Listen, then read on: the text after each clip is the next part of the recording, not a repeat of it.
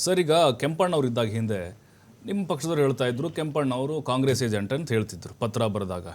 ಈಗ ಮಂಜು ಅವರು ಇದ್ದಾರೆ ಅಧ್ಯಕ್ಷರು, ಈಗ BJP ಏಜೆಂಟ್ ಅಂತ ಅವ್ರು ಹೇಳ್ತಾ ಇದ್ದಾರೆ. ಅಂದರೆ ನೀವೇ ಮುಂದೆ ಬಿಟ್ಟು ಈ ರೀತಿ ಆರೋಪಗಳನ್ನು ಮಾಡಿಸ್ತಾ ಇದ್ದೀರಿ. ಸರ್, ಈಗ ಕಾಂಗ್ರೆಸ್ನವರು ಯಾವ ರೀತಿ ಸುಳ್ಳು ಹೇಳೋಕ್ಕೂ ರೆಡಿ ಇದ್ದಾರೆ ಇವತ್ತು. ಏಕೆಂದರೆ ಇವತ್ತು ಕರ್ನಾಟಕದ ಜನತೆಯ ಗೋಳನ್ನು ಕೇಳದಲ್ಲಿರ್ತಕ್ಕಂಥ ಸರ್ಕಾರ ಯಾವುದನ್ನ ಇದ್ದರೆ ಇವತ್ತು ಇರ್ತಕ್ಕಂಥ ಕಾಂಗ್ರೆಸ್ ಸರ್ಕಾರ. ಏಕೆಂದರೆ ಇವತ್ತು ಗುತ್ತಿಗೆದಾರರು ಇವತ್ತು ಆರೋಪ ಮಾಡಿರೋದು ನಿನ್ನೆ ಆರೋಪ ಮಾಡಿರತಕ್ಕಂಥದ್ದಲ್ಲ. ಈ ಕಳೆದ 6 ತಿಂಗಳಿಗಿಂತ ಮುಂಚೆ ಕಿಯೋನಿಕ್ಸ್ ಗುತ್ತಿಗೆದಾರರು ನೇರವಾಗಿ ಪತ್ರ ಬರೆಯುವಂಥ ಕೆಲಸ ಮಾಡಿದ್ರು. ನಮ್ಗೆ ಯಾವುದೇ ಒಂದು ಬಿಲ್ಲನ್ನು ರಿಲೀಸ್ ಮಾಡೋದಕ್ಕೆ ಯಾವುದೇ ಒಂದು ತಯಾರಿನೂ ಮಾಡ್ತಾ ಇಲ್ಲ, ಕೊಡ್ತಲೂ ಇಲ್ಲ, ಆತ್ಮಹತ್ಯೆನೇ ಮಾಡ್ಕೊಂಡ್ರು ಸರ್ ಗುತ್ತಿಗೆದಾರರು. ಅದ್ರ ಜೊತೆಯಲ್ಲಿ ಅದಕ್ಕಿಂತ ಮುಂಚೆ BBMP ಗುತ್ತಿಗೆದಾರರು ನೇರವಾಗಿ ಸರ್ಕಾರಕ್ಕೆ ಹೋಗಿ ಪತ್ರ ಬರೆದ್ರು. ನಿಮ್ಮ ಮಾಧ್ಯಮಗಳ ಮುಂದೆ ಪ್ರೆಸ್ ಮೀಟ್ ಮಾಡಿದ್ರು. ಇದೇ ನಮ್ಮ ಪ್ರೆಸ್ ಕ್ಲಬ್ಬಲ್ಲಿ ಕೂತ್ಕೊಂಡು ನಮಗೆ ತುಂಬ ತೊಂದರೆ ಕೊಡ್ತಾ ಇದ್ದಾರೆ, ಅಧಿಕಾರಿಗಳಿಂದ ತುಂಬ ತೊಂದರೆ ಆಗ್ತಾ ಇದೆ, ಹೀಗೆ ಸಾಕಷ್ಟು ಆರೋಪಗಳನ್ನ ಮಾಡಿದ್ರು. ಇವತ್ತು ಎಲ್ಲ ಒಂದು ಕಡೆ ಈ ಸರ್ಕಾರಕ್ಕೆ ಕಿವಿನೂ ಕೇಳಿಸ್ತಾ ಇಲ್ಲ, ಕಣ್ಣಿಂದ ನೋಡ್ತಲಿಲ್ಲ. ಯಾಕೆಂದರೆ ಸರ್, ಇವ್ರು ಏನು 40% ಆರೋಪ ಮಾಡಿ ಬಂದು ಇವತ್ತು ಅಧಿಕಾರಕ್ಕೆ ಬಂದರು 2.5 ವರ್ಷ ಆದರೂ ಇಲ್ಲಿವರೆಗೂ ಅದನ್ನು ಪ್ರೂವ್ ಮಾಡೋಕ್ಕಾಗಲಿಲ್ಲ. ಅಂದರೆ ಇವರು ಬಂದಿದ್ದು ಸುಳ್ಳು ಹೇಳಿ ಅಧಿಕಾರಕ್ಕೆ ಬಂದಂಥವ್ರು. ಇದ್ರ ಜೊತೆಯಲ್ಲಿ ಗುತ್ತಿಗೆದಾರರು ಇವತ್ತು ನೇರವಾಗಿ ಇದೇ ಸರ್ಕಾರದ ಮೇಲೆ ಆರೋಪ ಮಾಡ್ತಾ ಇದ್ದಾರೆ.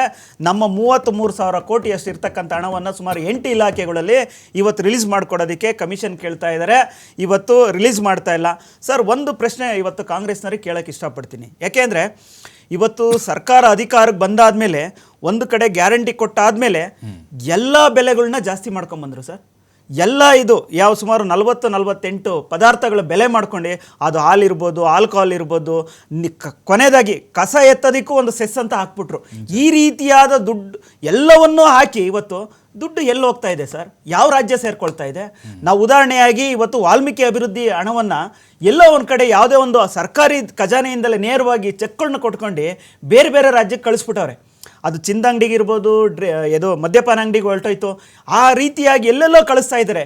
ನನಗನ್ನಿಸ್ತಾ ಇದೆ ಸರ್ಕಾರ ಬಂದಾಗಲಿಲ್ಲ, ಇಲ್ಲಿ ಅಭಿವೃದ್ಧಿನೂ ಮಾಡಲಿಲ್ಲ, ಇರ್ತಕ್ಕಂಥ ಗುತ್ತಿಗೆದಾರ ಹಣವನ್ನು ಕ್ಲಿಯರ್ ಮಾಡ್ತಾ ಇಲ್ಲ. ಅಂದರೆ ಹಣ ಯಾರು ಹೊಡಿತಾ ಇದ್ದಾರೆ ಇಲ್ಲ ಅನ್ನೋದು ಪ್ರಶ್ನೆ ಉದ್ಭವ ಆಗ್ತಾ ಇದೆ.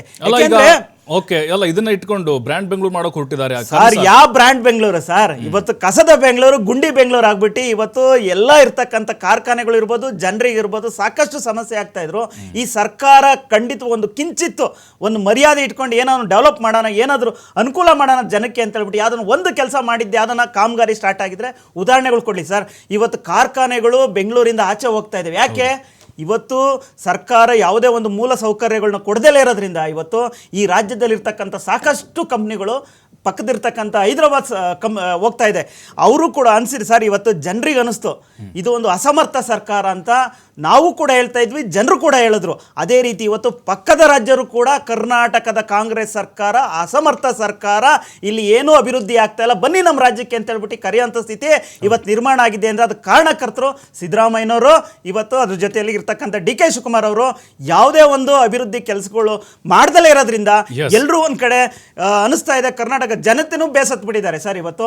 ಅದ್ರ ಜೊತೆಯಲ್ಲಿ ಇವತ್ತು ಕಂಪ್ನಿಗಳು ಇರ್ಬೋದು, ಬೇರೆ ಬೇರೆ ಇಲಾಖೆಗಳಲ್ಲಿ ಗುತ್ತಿಗೆದಾರ ಇರ್ಬೋದು, ಎಲ್ಲ ರೀತಿಯ ಒಂದು ಇದು ಅನಾನುಕೂಲಗಳು ಇವತ್ತು ಕರ್ನಾಟಕದಲ್ಲಿ ಸೃಷ್ಟಿಯಾಗಿದೆ. ಇದು ಜವಾಬ್ದಾರರು ಕಾಂಗ್ರೆಸ್ನವರು. ಇವತ್ತು ಮೈಕಲ್ ಡಿ ಕುನ್ ಅವರ ನೇತೃತ್ವದಲ್ಲಿ 40% ಪೇ CM ಹಗರಣವನ್ನ ತನಿಖೆ ಕೊಟ್ಟರು ಸರ್. ಇಲ್ಲಿವರೆಗೂ ತನಿಖೆ ಮಾಡಲಿಲ್ಲ. ಅದ್ರದ್ದೇನು ಅಂತ ಸಾಕ್ಷಿ ಇಲ್ಲ. ಹೇಗೆ ಇವರು ಆರೋಪ ಮಾಡಿದ್ರು ಕಾಂಗ್ರೆಸ್ ಅರ್ಥ ಆಗ್ತಾ ಇದೆ. ಇವತ್ತು ನೇರವಾಗಿ ಗುತ್ತಿಗೆದಾರರ ಸಂಘ ಇವತ್ತು ಪತ್ರ ಬರೀತಾ ಇದ್ದಾರೆ. ಇವತ್ತು ಅದ್ರ ಜೊತೆಯಲ್ಲಿ ನವೆಂಬರ್ಗೆ ಏನೋ ಒಂದು ಬಿಡ್ತೀವಿ ಅಂತ ಹೇಳ್ತಾ ಇದ್ದಾರೆ. ಖಂಡಿತವಾಗ್ಲೂ ಇದು ಉತ್ತರ ಕೊಡೋಂಥ ಕೆಲಸ ಮಾಡಿ. ಕಳೆದ 2.5 ವರ್ಷದಿಂದ ಈ ರಾಜ್ಯದಲ್ಲಿ ಏನೂ ಅಭಿವೃದ್ಧಿ ಆಗಿಲ್ಲ. ಇತ್ಲ ಗುತ್ತಿಗೆದಾರರಿಗೆ ಹಣವನ್ನು ರಿಲೀಸ್ ಮಾಡಿಲ್ಲ ಅಂದರೆ ನೀವು ಹಣವನ್ನು ಎಲ್ಲಿ ಕಳಿಸ್ತಾ ಇದ್ದೀರಾ ಅಂತ ಹೇಳ್ಬಿಟ್ಟು ಮೂಲ ದಾಖಲೆಗಳನ್ನ ಇವತ್ತು ರಿಲೀಸ್ ಮಾಡಬೇಕು, ವೈಟ್ ಪೇಪರ್ನ ರಿಲೀಸ್ ಮಾಡಬೇಕು.